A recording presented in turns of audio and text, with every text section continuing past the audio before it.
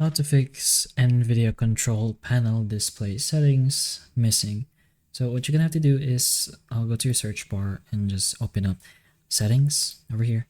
So in your settings, you're gonna have to go to your apps, then go to installed apps.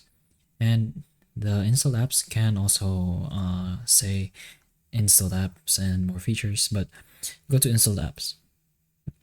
There you're gonna have to find the NVIDIA control panel, or you could search for it directly.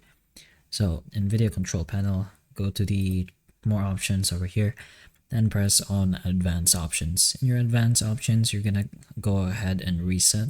So if this app isn't working right, they're gonna try to repair it, and after the reset, you can go ahead and choose this option as well. So both repair and reset.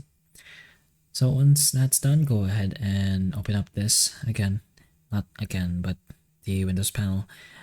Restart your laptop. Of course, you can also go ahead and search for the NVIDIA control panel and try just running it by yourself, and it should appear directly.